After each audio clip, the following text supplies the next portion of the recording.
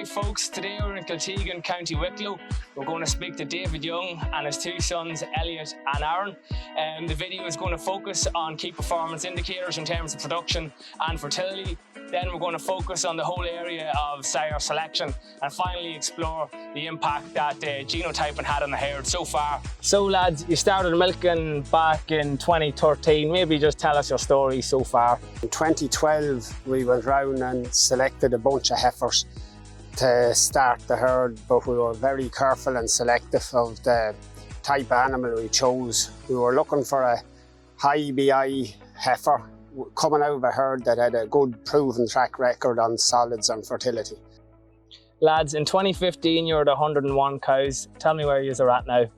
Today we've 240 cows. What's the production performance last year then?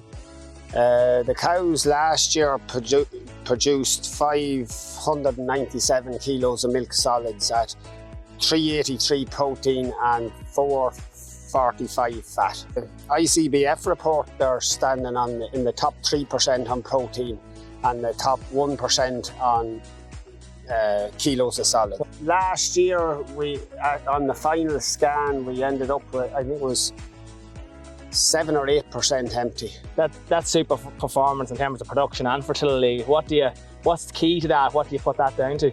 I suppose it's genetics. The aim is to get to 4% protein.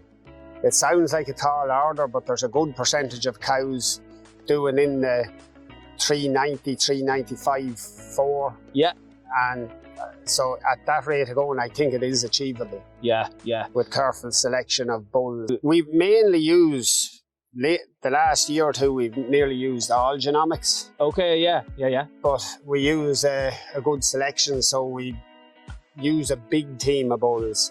Over the last few years, we've been using less and less Kiwi and more of the high genomic bulls. So yeah. When you're choosing the bull, what's the first thing you look for? Well, we start first of all with EBI, then we go to the protein figure. There's never anything used unless they're at or above 0.16. Then we work into other traits, maintenance, overall production figure, the milk sub-index. How do you allocate them to each individual cow? It takes a lot of evenings. If you have a cow given big litres, but percentage is low, we go to the team of bulls and we pick the strongest percentage bull. Or if you have a cow that's maybe very high in percentages and needs a bit of kick in the milk, we'd go for maybe one of the slightly milkier bulls with less percentages of proteins, just to try and balance it up. Eventually the bulls meet in the middle. We go. Bred the bull Highpark Aaron, as a lot of people know. Maybe just give us a bit of detail on the dam of Highpark Aaron. She's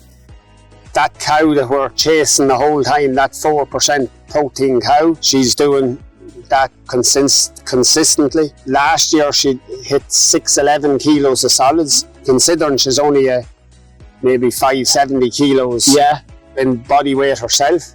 She's predicted to hit 630 kilos of solids this year, again at the 4%. She's that cow that doesn't seem to age. She's holds her bag really well. It doesn't seem to sink, and she's got as good a legs on a cow, walks very freely. In terms of fertility, I know she's very good. She calves nearly almost the same time every year, doesn't she? Yeah, well, we've only ever had to use one straw on her every year, so that's what you're looking for. Like. Finally then, David, you're in the DNA registration program.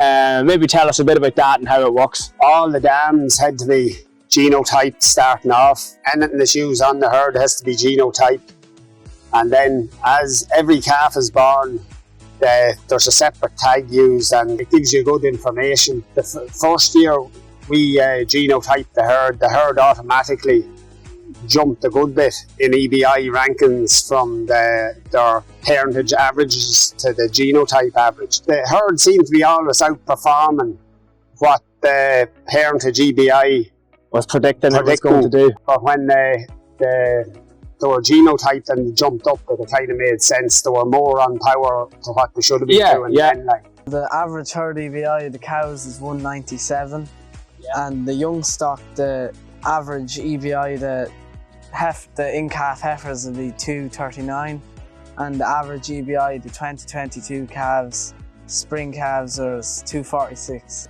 What's the benefits of genotyping?